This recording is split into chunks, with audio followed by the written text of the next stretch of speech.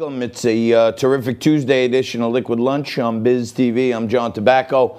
Coming to you today as we do every single day from the Corona Bunker Studios in Staten Island, New York. Hopefully we'll get back in the studio, or quite frankly, maybe on the road, because I had just about enough of this quarantine crap. But it is a terrific Tuesday anyhow, especially here in Staten Island, New York. It is 85 and sunny, beautiful day. I may even try to do a segment from outside today. Maybe take in the beautiful sights and sounds of the sea. But lots going on in the market. Good stuff happening there. Dow up 260, well above that 26,000 number we've been keeping our eye on. I think you're in good shape here if we can have the left-wing media let up a little bit on the spikes and the cases and all this other stuff. I see Governor DeSantis in Florida, the governor of Texas, have both made calls upon their people to play it a little smarter. I think everyone should play it a little smarter. Have the mask with you. Try to stay away from people where you can. It just helps the narrative when they put these pictures out there of crowds of people for the left to say, oh my God, look what's happening. At the same time, in New York State and other states around the country, churches remain severely underfunded and almost closed. And thousands upon thousands of people are in the streets protesting nose to nose. And, it's really crazy that the newest thing, I've been joking around going through, the Land O'Lakes butter, the Eskimo pies, the Aunt Jemima, the Uncle Ben's, all this other stuff. Now it's about to get real because one of these commie thugs is now saying that we need to take down Jesus statues. Teddy Roosevelt, the hero of minorities, well-known, great U.S. president, taken down here in New York City. Like, what is that all about? Now they're talking about potentially trying to attack the Christopher Columbus statue in New York City. I think the Goombas will be out in force if they try that one, but I guess we'll see. But now they come for Jesus. And, as they put it, his European mother. So Virgin Mary's and Jesus Christ statues are now in the crosshairs of the Antifa/Black Lives Matter supporters. So let's see about that separation of church and state, okay? Finally, all these people are out there screaming and yelling, let's defund the police. We don't want the police in our communities. We want social workers. I came up with a very novel plan. Okay, I'm doing some reading as I do, researching, okay, and a report by the National Highway Transportation Safety Authority to Congress sparked on a funding bill to upgrade the 911 system, the 911. So if you don't want the cops, there's a way that this could work for you. If you want to defund the police and you want the police out of your community, this could be good, okay? Take a look at this. I excerpt a little piece here. Okay, this is the NG, Next Generation 911 cost estimate, okay, between federal agencies and state, $13.5 to $16 billion, okay? Let's just take the top end because the government never underspends. Let's put another 25% on top for waste, fraud, abuse, and bribes. So that's about $20 billion. And then the implementation, not the development, the implementation, between 9.5 and 12.7. Let's do it again. Take the top end because the government never underspends. Let's put on another 25% for waste, fraud, abuse, and bribery, and that's $15 billion.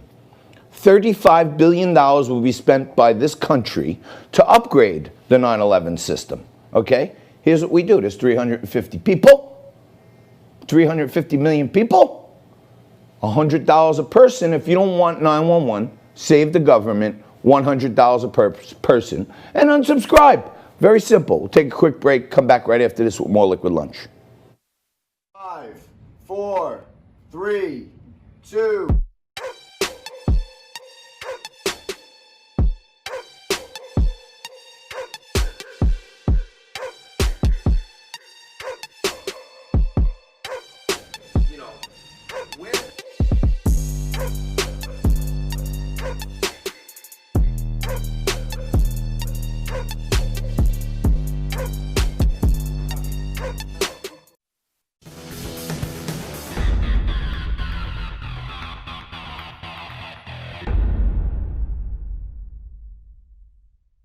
right, welcome back.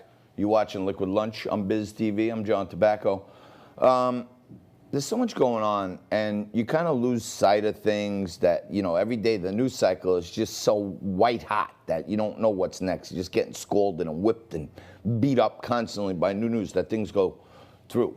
You can't let what's happening now with the statues just slip through your fingers because it's serious. Now, there's an old, many, many times over, been requoted and quoted, but I want to read you something. This is from a copy of First They Came by Pastor Niemöller, okay?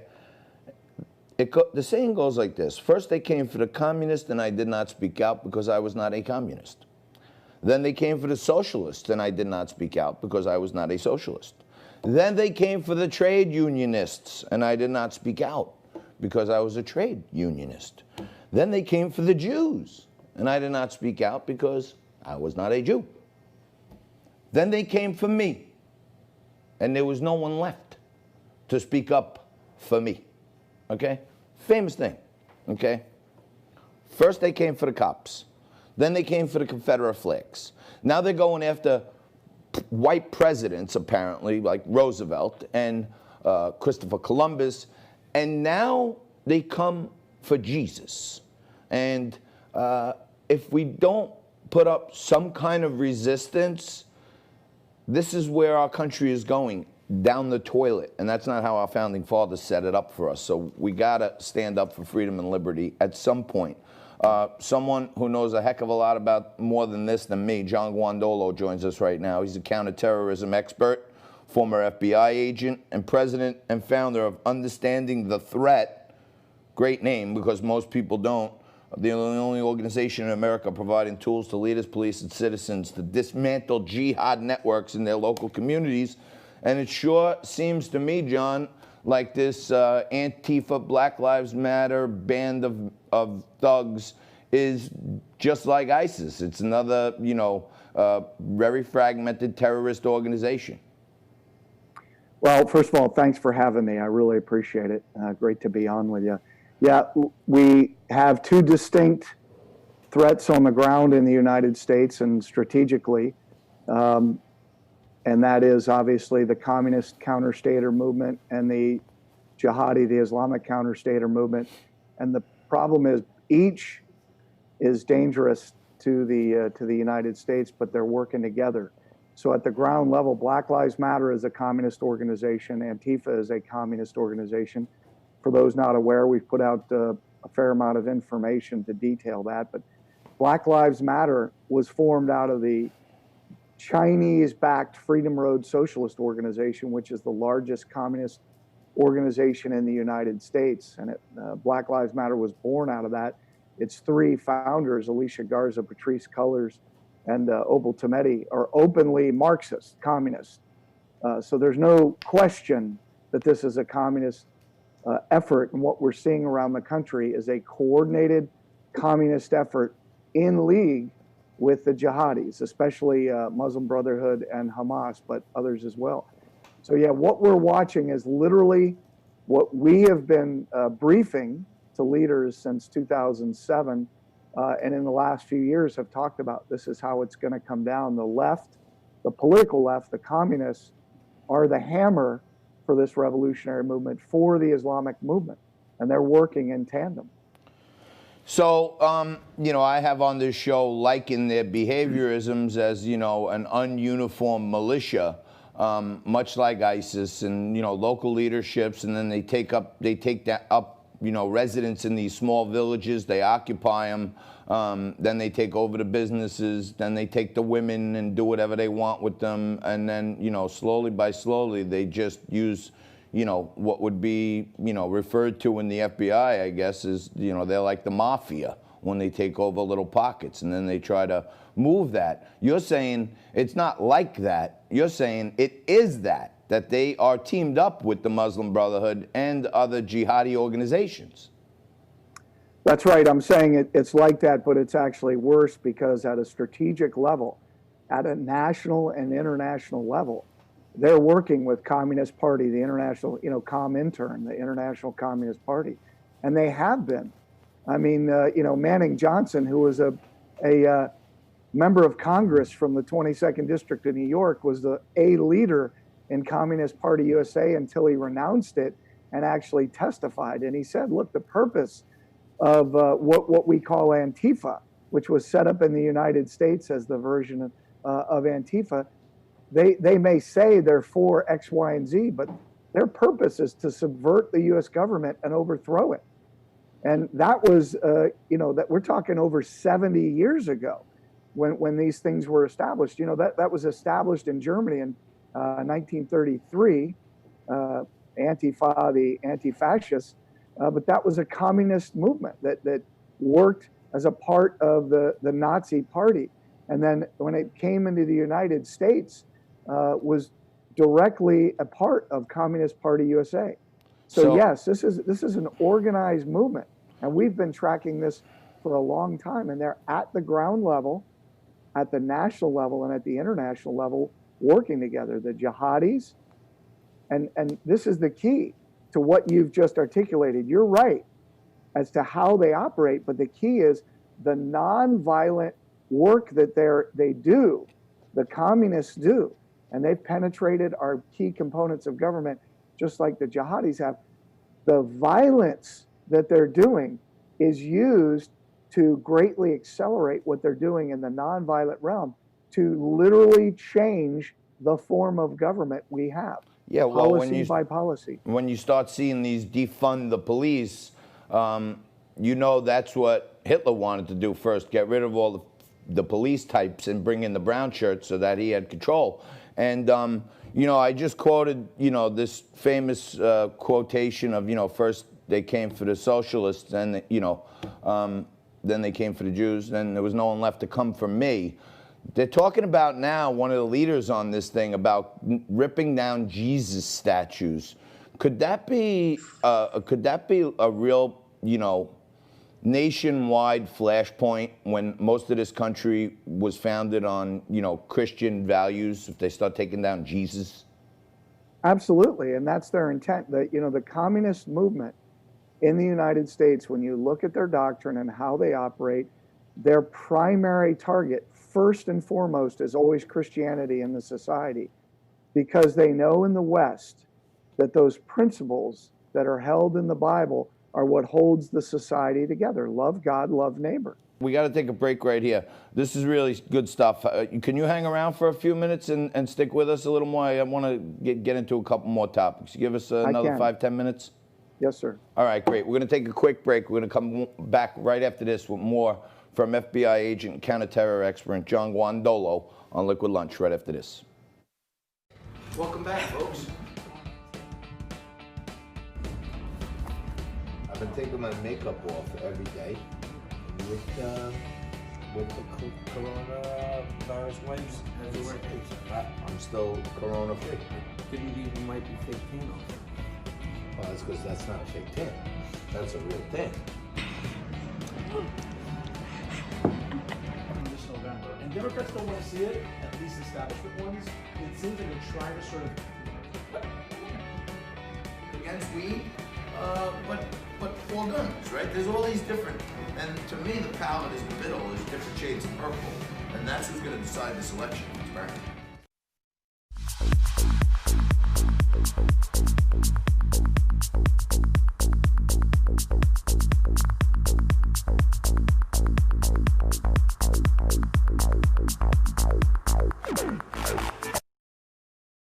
All right, welcome back. We're just buzzing through the first hour of Liquid Lunch here on Biz TV. I'm John Tobacco. Almost everything in our society is under attack. Most notably of late, it was our food family, Aunt Jemima, Uncle Ben, Eskimo Pie, all that good stuff. I'm holding my Lucky Charms close to me right now because I hear the Irish Leprechaun might be the next to go. But I joke around, try to look at the latter side of things, but I do try to put the word out to our audience that no one's telling me what to say, and I'm trying to speak the truth to regular people, which is hard to do. That's why Facebook actually bans us from boosting our posts and getting to larger audiences. And as of now, I'll keep you posted, but they're saying that my show promotes tobacco products. That's the reason they won't boost my post. My name is John Tobacco. We don't talk about tobacco products. Oh, here it is, right here. If you think I'm kidding, take a look at that, okay? Tobacco and tobacco-related products is why Facebook won't let me boost. So in any event, I spoke about the other day when we talk about how George Soros is having an impact to change our society, and people are letting this go by. They're not realizing because there's so much noise. Forget the noise. Focus on the signal, okay? Here in New York, 2 attorneys, prominent attorneys, okay, were caught on tape throwing Molotov cocktails into a police car, okay? They were caught, snagged, okay? We got their photos, Nico? Okay, there they are, okay? And then this lady shows up, okay? Ms. Rizvi, okay? She received a scholarship to come into America from the CARE Foundation, which has been blown out of the water as, you know, an arm of terrorist funders. And she also received a scholarship from Paul and Daisy Soros Fellowships for New Americas, founded by the brother of left-wing megadonna George Soros. So the attorney from Ropes and Gray in New York, a quite liberal firm, comes to bail them out, and she is here working, also, by the way, worked in Obama's State Department and Defense Department. So, to break it down a little further, the guy who knows what's really going on behind the curtain, John Guandolo, joins us again, counterterror expert, FBI, former FBI agent. John, I have been trying to piece together public articles. You know, Facebook, they don't even let you find some of these articles based on what they think your preferences are, because they don't want you to get to them. This lady walked in and personally signed a $250,000 bond for a Molotov cocktail thrower, who's also an attorney, by the way. And she's like a partner in Ropes and Gray in New York. And she worked for Obama's State Department and got the Soros Foundation scholarship. I mean, to me, I think I'm on to something. What can you add to that? Tell me, please. I don't think any of this should surprise us or your listeners or your viewers, because this is what number one, this is what the Democrat Party is. The Democrat Party is the Communist Party in the United States, and if people still don't understand that, then you do not understand the war in which you're engaged. This is a party that intentionally lied, put forth false information into the FISA court in order to try to criminally prosecute Donald J. Trump and have him removed from office. But the Democrat Party, the Communist Party, is leading an ongoing coup against the President of the United States that involves the directors of the FBI and the CIA, former directors, and the Director of National Intelligence. This is the fact that people, so the fact that a lawyer, excuse me, would throw a Molotov cocktail and another former Obama government official would bail her out, that doesn't surprise me at all. This stuff is going on all the time. These are enemies of the United States, and we need to stop talking about it as if this is and not you, but other people out there are talking about it like these are political considerations. We're in a war. They're launching a communist revolution in the United States, and they've been doing it and prepping the ground for several years now. John Guandolo, counterterrorism expert, president and founder of Understanding the Threat, and former FBI agent. We're going to take a quick break, come back with more Liquid Lunch and Tisha Powell right after this.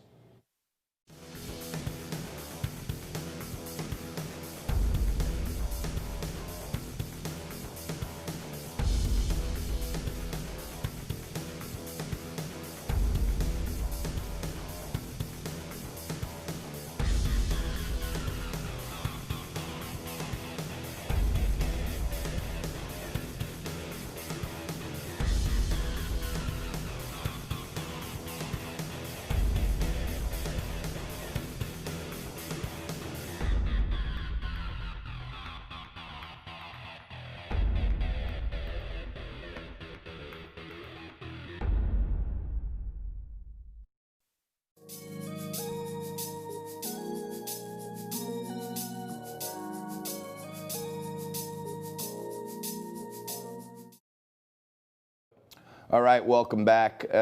If you watch the lamestream media, like I do every morning to get my juices flowing, you will hear nothing but how terrible Trump's rally was. His rally was horrible. It was half full. He doesn't have the same excitement.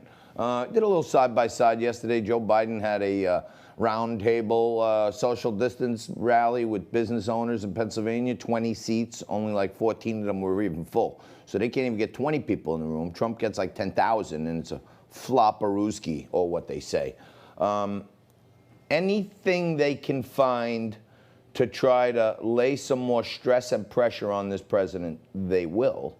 And he is every single day empowered by people like my next guest. Tisha Powell joins us right now. Tisha's a regular and great friend of Liquid Lunch. She's a nationally recognized legal analyst and the author of Trump Must Win, Discover the Dark Days Americans Will Face if Trump Isn't Reelected in 2020. Tisha, what do you say? The liberal media, the wackos on Morning Joke, they're all yelling and screaming how the Tulsa rally was a fizzle. What do you think? We're still in a coronavirus pandemic. So I think that some people might have been scared to come out. It doesn't mean that they're not going to go and vote for Trump come November. And also there was interference by AOC and other people for the rally. So this is not fair. I mean, the liberal media need to say things the way it was. People did not get tickets because AOC told people to flood it and not to show up. So we had a lot of people interfering with the ticket purchase, the ticket reservations. So people who wanted to hear from Trump didn't get a chance to get to go to the rally. And this is unfair, John. It's just an unfair system. I mean, it is just a lot Trump is going through at this time. We need to pray for President Trump, and we need to go out in droves come November, because this system is just not fair. It wants wacky Joe Biden to be leading. So I know you're a great legal analyst. Give me your breakdown on the Trump administration fought pretty hard to keep John Bolton's book bottled up. Most of the excerpts that mean anything have already been leaked. So, but now the court rules that he can release his book. What do you think about that? I think the book is going to be a disaster. It's going to be full of deceits and lies. So I wouldn't bother to get a copy. I think people shouldn't be bothered to get a copy either. I mean, John Bolton was fired by the Trump administration. So this is someone who has an axe to grind with the president. So the information is going to be fully biased. There's nothing that can come out of a fired employee. Obviously, President Trump didn't want the book to be released because they probably want to see if there's any classified information in there, because this is a bad worker. So they are not trusted. They don't trust him at the job, and they can't trust what's going in the book if he's going to leak out classified information. Yeah, So, and Secretary of State Mike Pompeo has come out and said that, some of the things that Bolton is alleging are flat out lies. Let me ask you this, Tisha. Do you think John Bolton could still possibly have confidential information stored in his mustache?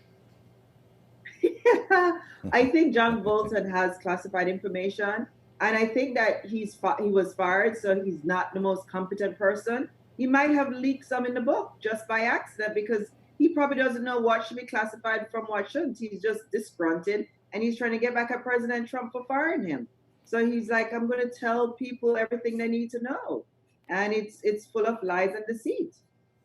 Yeah, no, I think it's kind of run its course already. You know what I mean? And both the House Intelligence Committee and Oversight Committee had full copies of this book long before the impeachment started. So if there was anything so compelling in there, they would have got him in there by subpoena. And by the way, if you want to test how much of the book is true, let's not forget, for all the stones he's throwing at the president, they did ask him to come voluntarily, and he didn't want to answer questions about his book under oath. That's for sure. So I think, this thing will be in paperback very soon, if you ask me. Tisha, all the polls were wrong in 2016. There was only two guys like Rasmussen and John McLaughlin that had the polling right. Every other polling organization on earth was saying Trump has no path to victory. There's no way Donald Trump can win. There is no path to victory. And lo and behold, he won. So what do these polls really mean that say Joe Biden is leading by 12%? What do you make of that? Well, that's just, it's, as you said, it's Joe Biden just needs to call Hillary Clinton and ask her how the polling went in 2016. He will know what it means to poll, against Trump. It doesn't mean anything. It just means that they haven't polled the right people. So if I were Joe Biden, I'd still be worried a lot. I would still be trying to hit the campaign because President Trump is going to be hard to beat. I mean, we might be in a V-shaped recession, which means that we're going to come out of this pretty quickly and people are going to have money back in their pockets. Yeah, hang on. You're the attorney, okay? I'm the Wall Street guy. You can't start rattling off V-shaped recession because then you're trying to take my work here, okay? You don't want me to start talking about stare decisis and nolo contendere. You don't want me to start using legal terms, I'm just saying that we're coming out of a recession. We hope to come out of the recession. That's the hope, right, John? We come out of the recession, we're all going to be happy again because there's going to be money in our pockets. We're all going to have jobs again. And I just think that probably Biden is just wasting his time. You know, we might come out. Yes, John, you are the expert. You're seeing what I mean, I didn't want you to say that, but I want to just tell you something because I hate disagreeing with you because you're such a good friend. But just so you are even sharper in your other appearances, and she goes on every network, this girl, okay? She still makes time for us, so I'm humbled. But the recovery, if you ask me, Tisha, and Yes. I think you'll be quite informed if you understood this, and to our audience also. I see not a V, I see a W, okay? Because you had a quick drop off, okay? And now there's a little spike up. But there's a lot of government intervention in the market. You know, they have inseminated this market with so much, artificial money that it's got to clean out. So there'll be one more retracement down.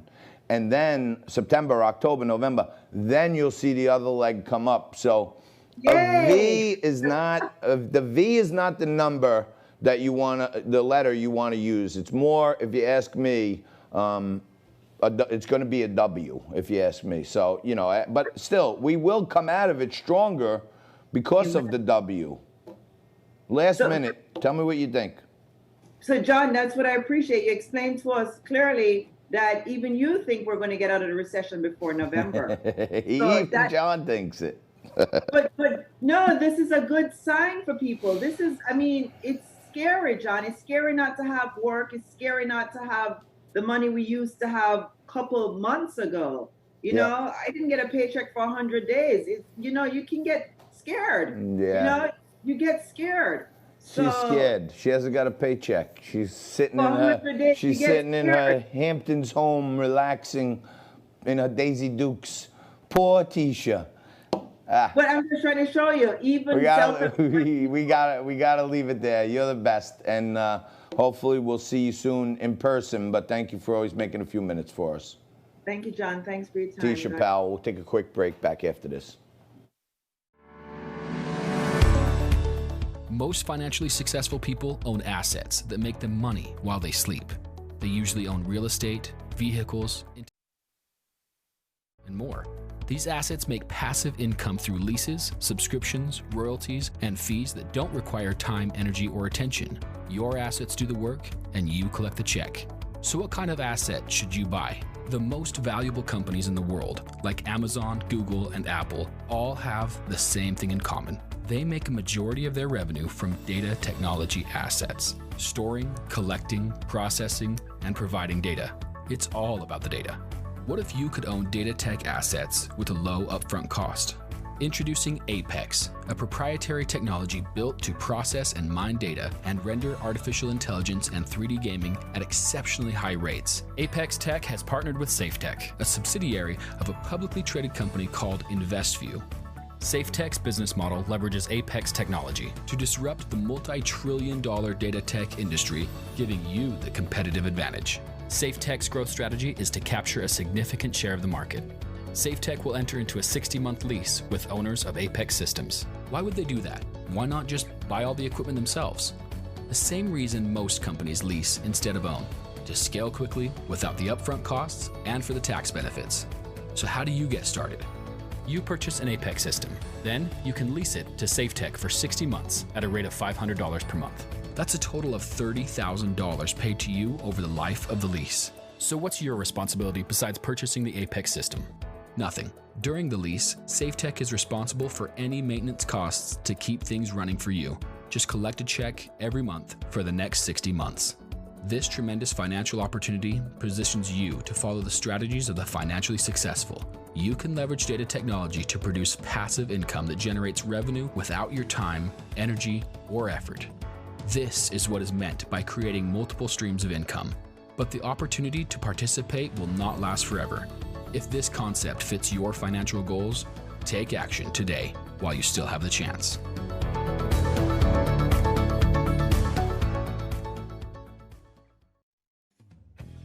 For more Liquid Lunch, head over to YouTube, do a search for Liquid Lunch TV, and hit that subscribe button.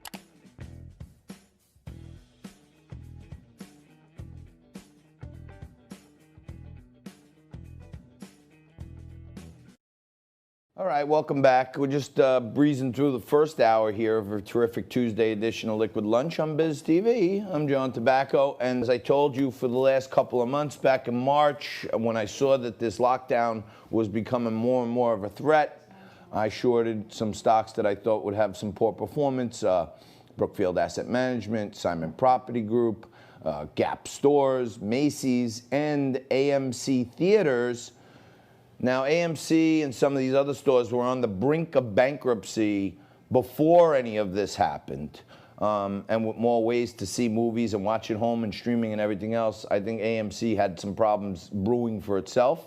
And now they can operate at 50% capacity, but you got to wear a mask. And people used to be mad if you coughed in a movie theater before there was COVID. So AMC continues to be a stock that I have no confidence in whatsoever. The stock is down in the last 6 months from its highs of last year of 12. Low is 4, now at 5 and change. And they're saying that they're going to open up 450 theaters. So when I really want to look inside the numbers, I got to get somebody who knows the entertainment business inside and out. And that is my good friend and the host of the Red Carpet Rendezvous podcast, Lauren Conlon, joins us right now. Supposedly, Lauren, AMC's opening up 450 theaters July 15th, and the mask controversy continues. What's happening?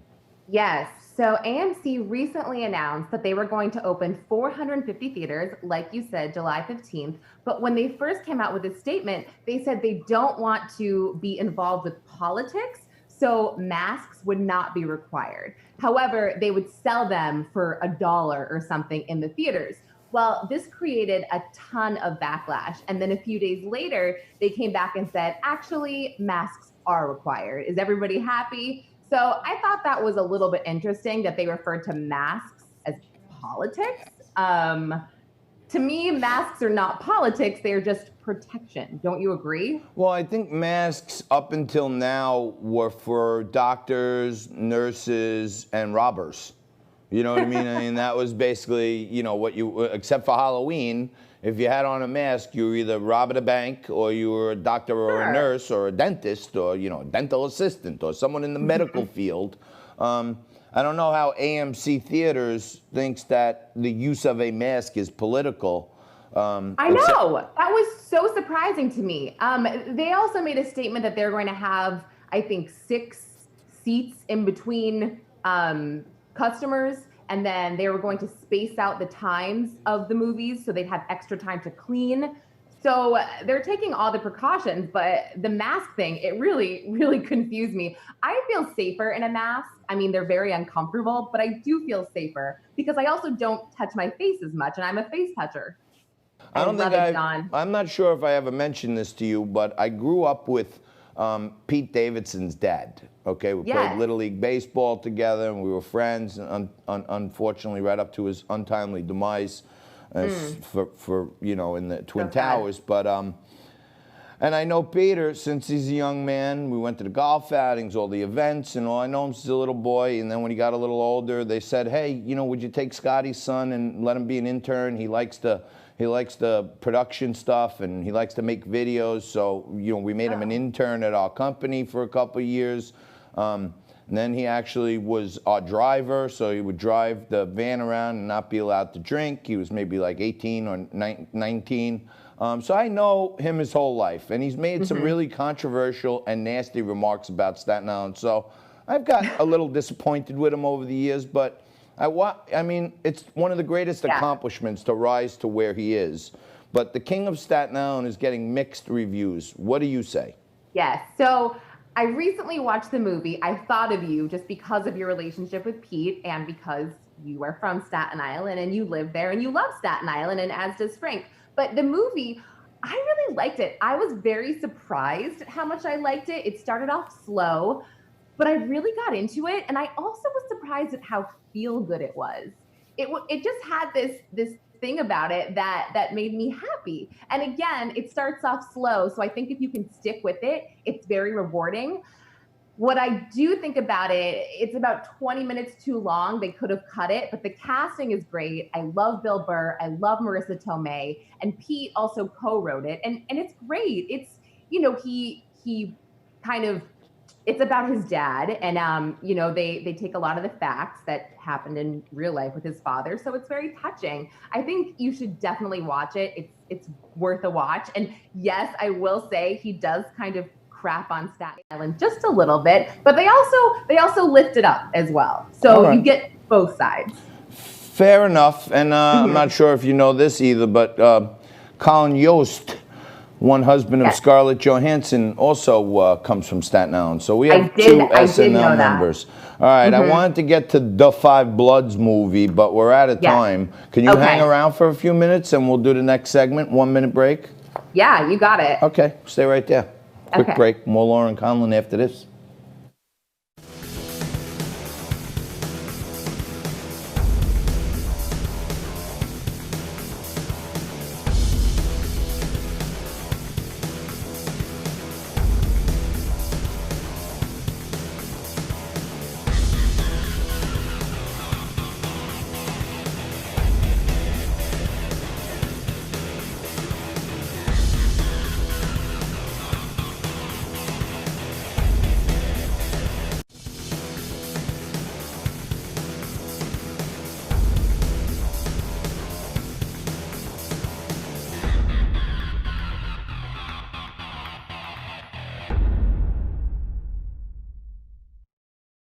All right, welcome back. Lots of stuff going on around the world, but you know what? I went out to dinner last night. Staten Island, New York, and New York City open for phase 2, so outdoor dining. And every night this week, I'm going to a different restaurant in my community to support the local business owners. Last night I was out at DeLuca's, had a fine meal with Frank Morano, Glenn Yost, a bunch of great guys. George Passarella was there. And I got to tell you, people come up to me and say, hey, I watched Liquid Lunch. You're pretty funny. You look like an idiot. And you know. But somebody said, I love Liquid Lunch because you don't just stay on the same crap like you have these other guests. And one of my favorites, I'm keeping her around for double duty, is Lauren Conlon, who lightens the mood, beautifies your television screen, and knows a heck of a lot of how to entertain yourself.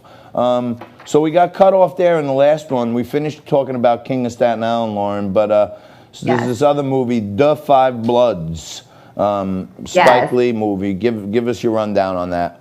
Well, first, thank you for saying such nice things about me. That was very kind of you, John. I appreciate that. Well, yeah, I mean, I've been sitting here idly by watching Frank beat the heck out of you for the last couple of months, so I figure we're in fertile territory. I deserve that. Thank you so much.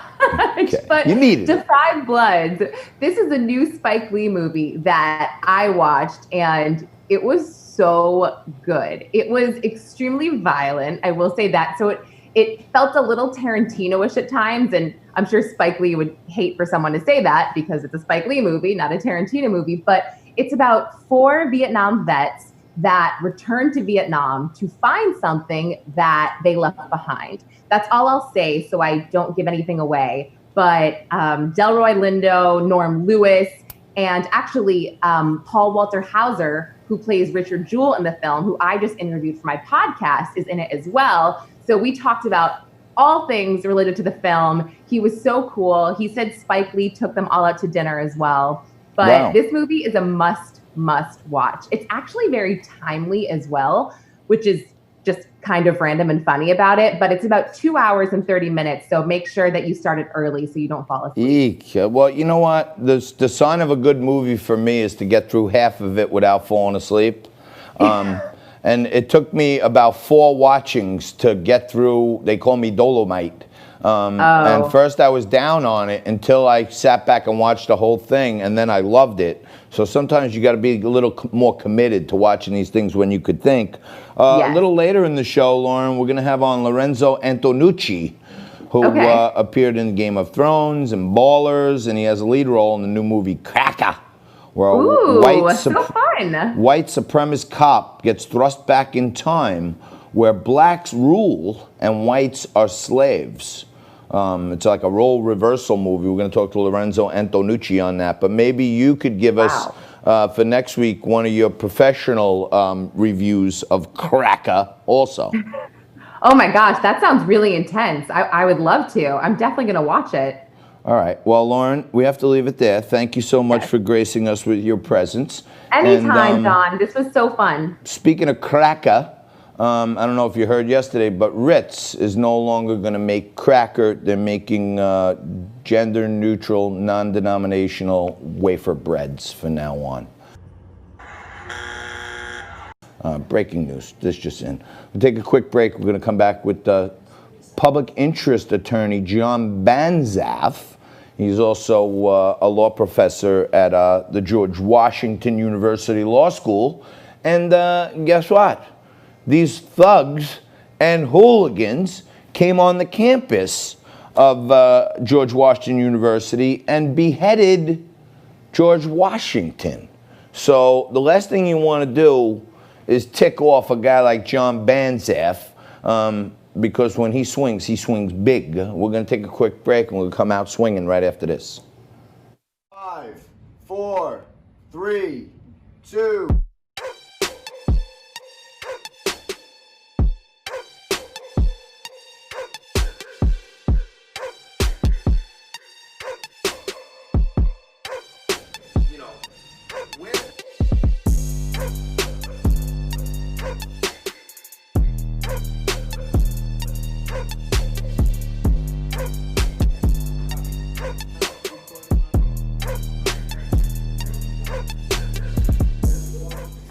Daninos, the arugula pie.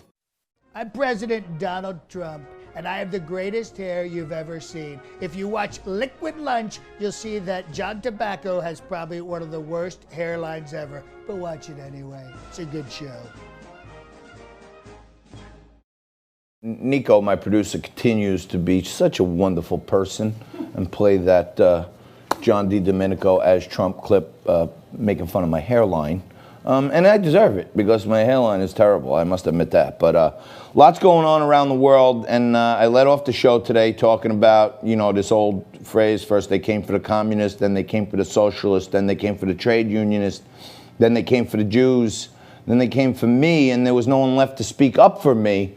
As it stands right now, Teddy Roosevelt gone, some Christopher Columbus is gone, and now the attacks continue on George Washington statues. As long as today they said they want to start targeting Jesus statues, and Jesus' mom, his European mother, as they referred to her. Public interest attorney John Banzaf joins us right now, and you get this guy on your case, you got a problem to begin with. But now it seems he's a nationally known public interest attorney, professor at George Washington University Law School. And now it seems, John, that they have encroached on your territory and beheaded a George Washington statue right on the campus of George Washington U. You got it exactly right. I teach at George Washington University. We've got many statues of George Washington around, and the rioters toppled one of them last several days. Now, this is important, I think, for several reasons. Number one, is there doing the same thing in other cities. In Portland, they toppled George Washington. In Chicago, they graffitied him. In other places, they're attacking him. So it's not just George Washington, as you say. You've got even people like somebody on CNN says, quote, tearing down all George Washington and Thomas Jefferson statues because they are slave owners. So we're going beyond Confederate soldiers and so on, where people might have a legitimate objection. You go after all the founding fathers with all the statues and everything in the city, that's a big problem. Secondly, here we're at George Washington University. We've got dozens of these statues. Now, at this point, the campus is almost empty. But in a couple of months, we're going to have tens of thousands of students on our campus.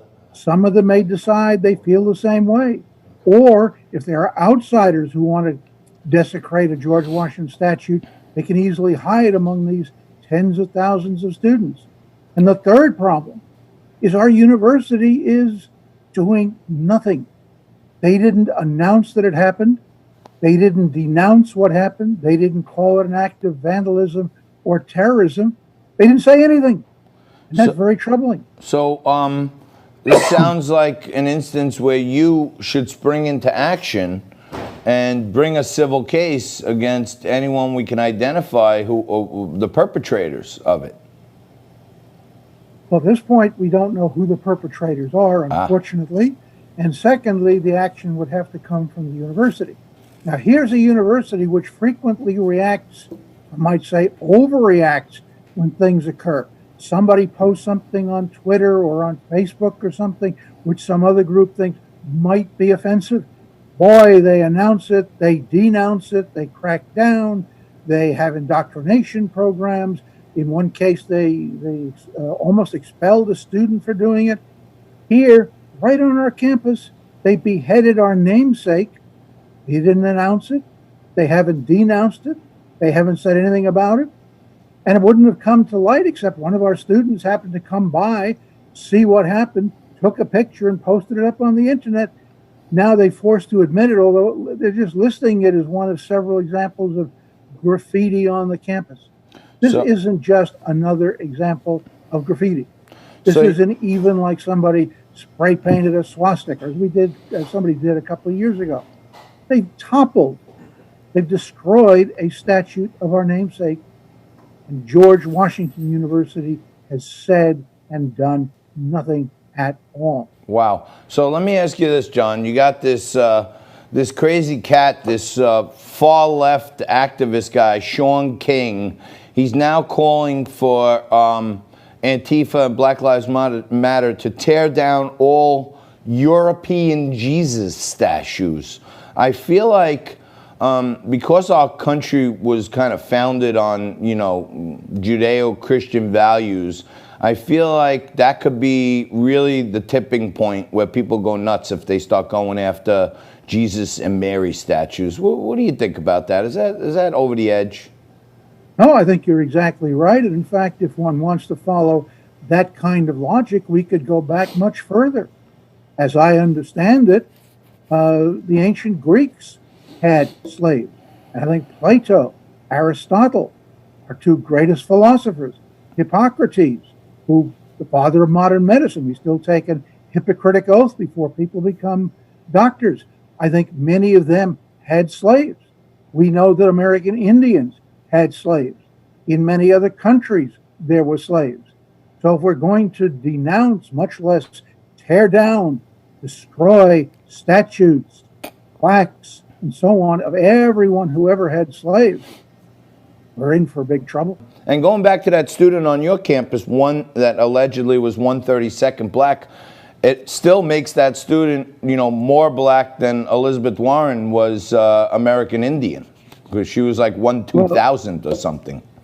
We don't know if she really was black or not, but just to give you an inkling of how bad it is on our campus, and I think on many other campuses, somebody as a joke started circulating a petition asking the university to get rid of those crossing signs which show a symbol of lights saying you can cross.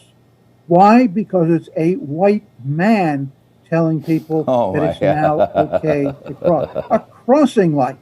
And students signed it. One professor actually almost signed it, but a number of students signed it saying, yes, it's discriminatory. It's not inclusive to have some white guy telling you when you can cross the street. So are we going to have black lights telling people when they can walk across the street? I don't know how you're going to see them. It's getting scary about a minute. Maybe we got to make them rainbow people to keep everybody happy. But John Banzaf, thank you so much for always taking some time out of your day for us. We love spreading your message also. Thank you very much. We'll check in with you soon, okay? Thank you, sir. Thank you, John. All right, we're going to take a quick break right here. We're going to come back with Nicole Malliotakis, congressional candidate for New York, and she's in a primary today. We'll see in what she's doing right after this.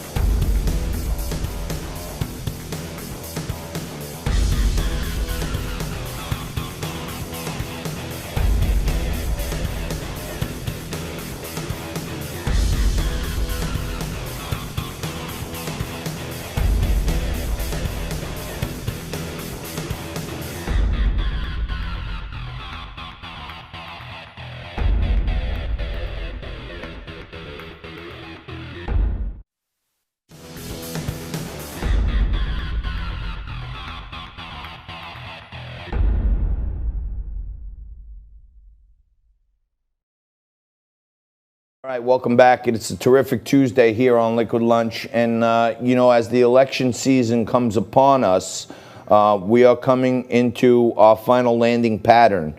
And the next step in the dominoes that need to fall to get our president a Congress that supports him starts today with the primary here in New York. And right here in New York, I've had him on many times before. Max Rose, our current congressman, has been a complete failure. He has not served the people of Staten Island or Brooklyn, in my view, and he's straight out been a two-faced liar because he writes op-eds against impeachment and goes down to Washington and votes for impeachment. The woman that I think will take him out needs your vote today to advance to that race with Max Rose. Nicole Malliotakis joins us right now.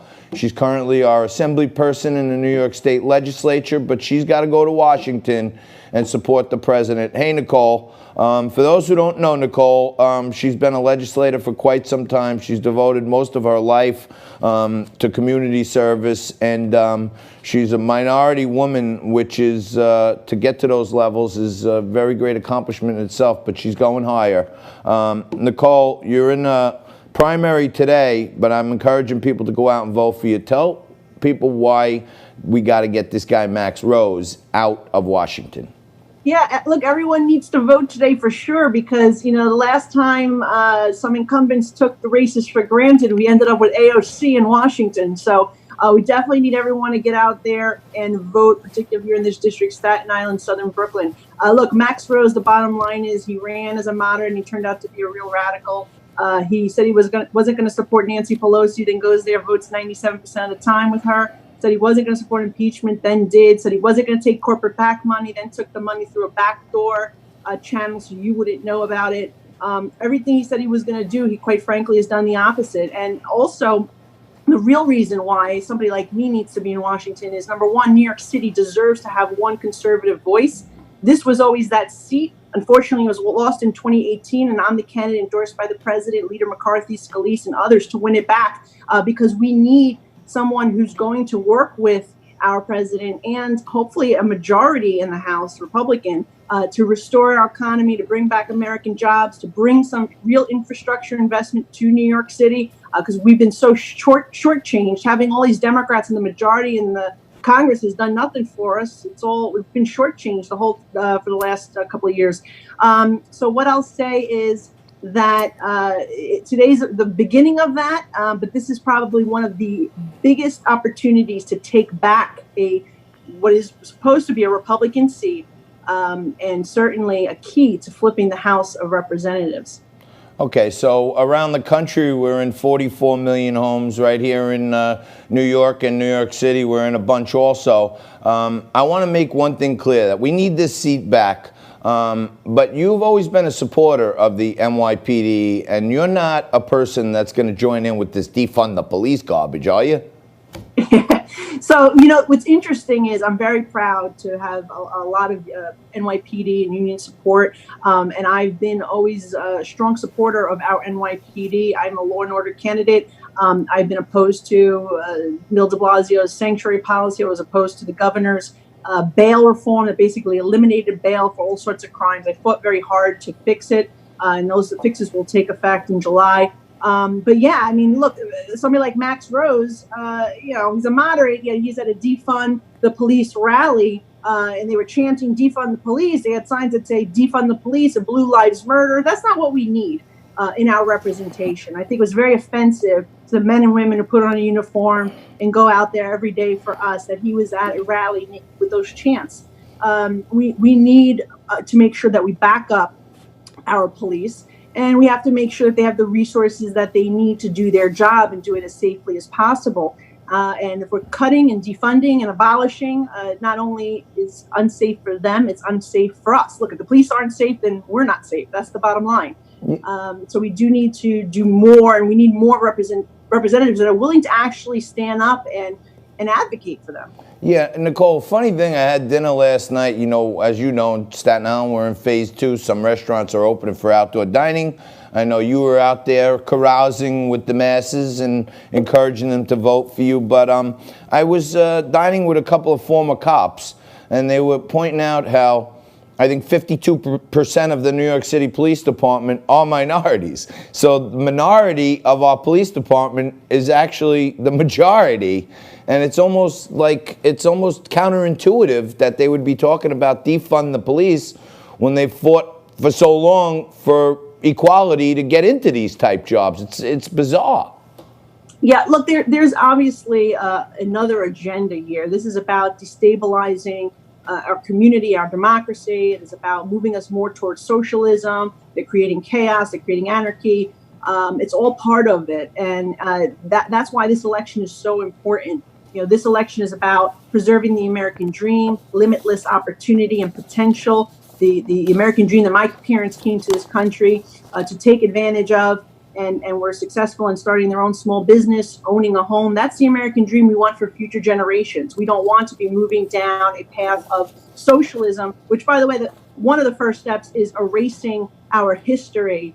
And that's what I think some of what you're seeing around the country, tearing down the founding fathers, trying to cancel culture and erase history. We have to learn from our history, of course. By no means is any country perfect, but I have to tell you that the United States of America is the greatest country on the face of the earth. It's why my parents fled here, and my mother, a Cuban refugee, came here for liberty, freedom, opportunity. We need to preserve it, not erase it. And that's what this election, I think, 2020 is really going to be about at the end of the day. You have our full support, and good luck, and God bless you today. We'll check in after the victory party. Great. Thanks so much for your time, John. Appreciate you squeezing me in. Thank you. We'll take a quick break right here. We'll come back with more Liquid Lunch right after this.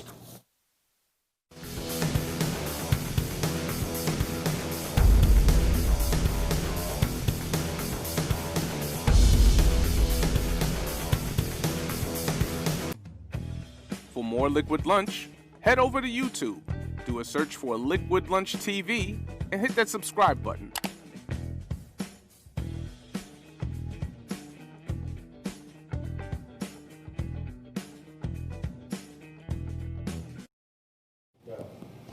Welcome back.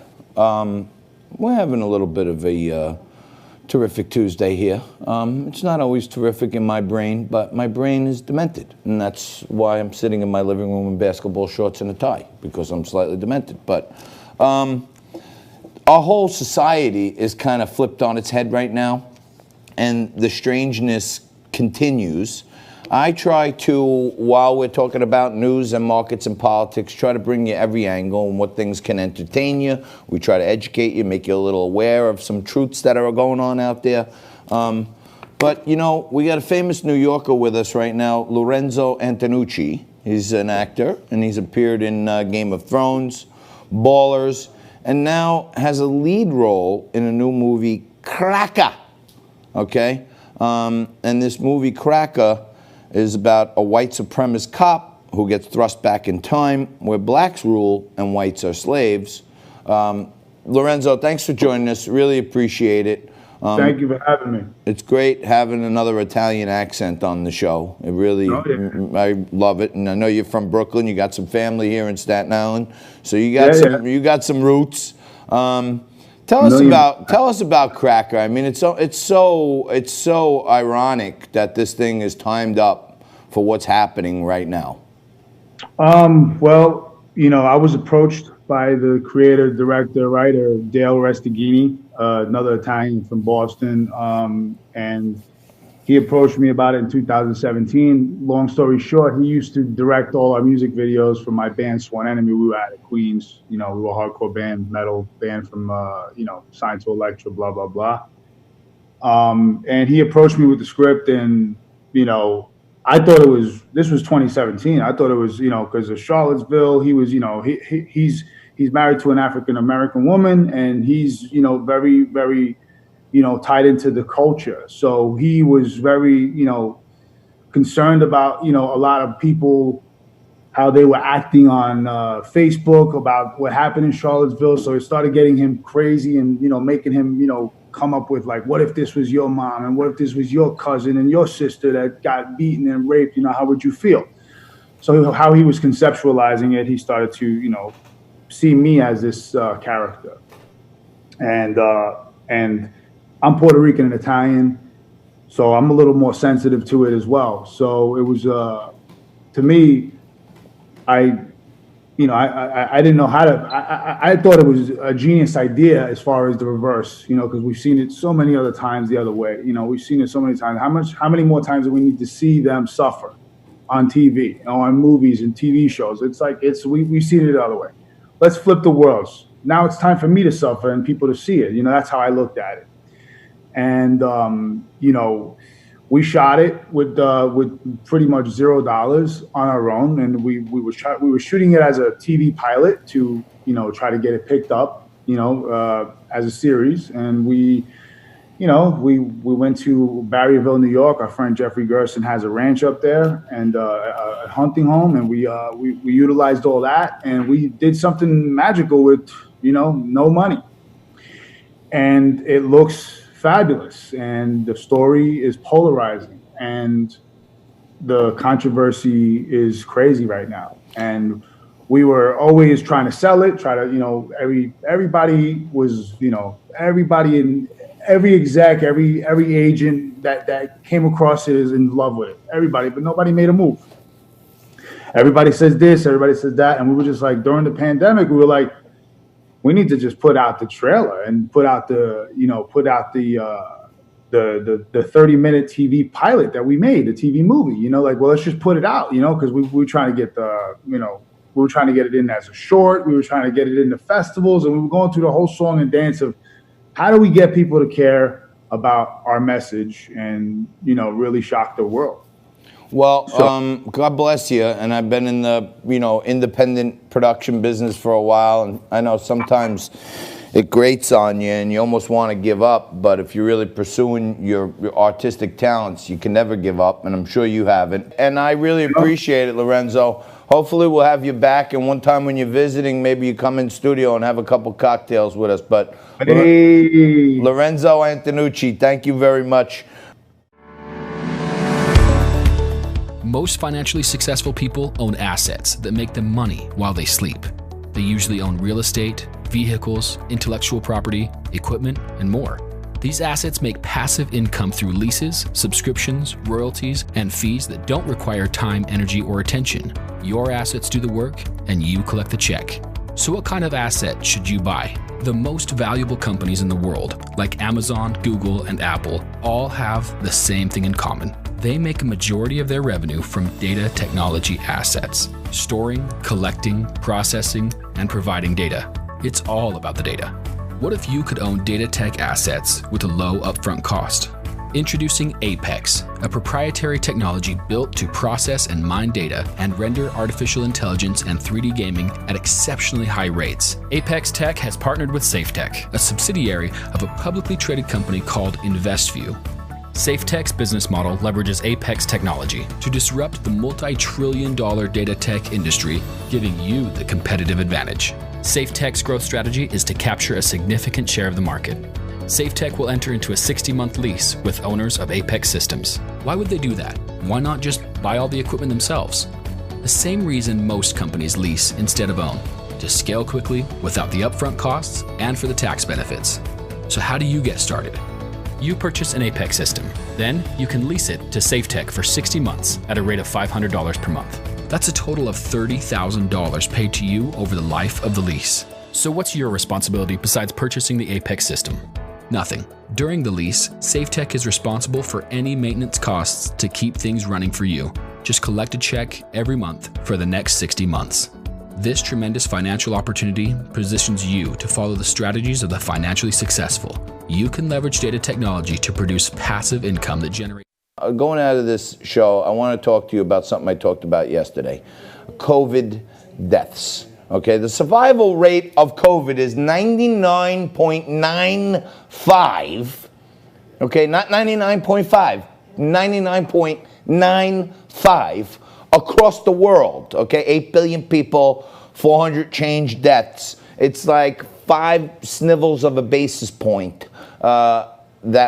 Those are the people that don't make it. Unfortunately, 80% of them are over 70, okay? But take a look at this chart, okay? Because I'm a Wall Street guy, I like to chart things, okay? And I draw these rudimentary charts sometimes with stock prices and stuff, and I've explained to my audience many times that if you want to understand simple technical analysis or charting, many times you can draw a line right along the tops of the peaks or along the bottom of the lows. And if you look at this chart, when they're telling you about more cases and spikes and all this crap, we're doing more testing. And the only thing, look at this chart, the only thing you need to know is, there we were back in March and April, spiking up big. You see that line, whoom, right up, okay? No debate, okay?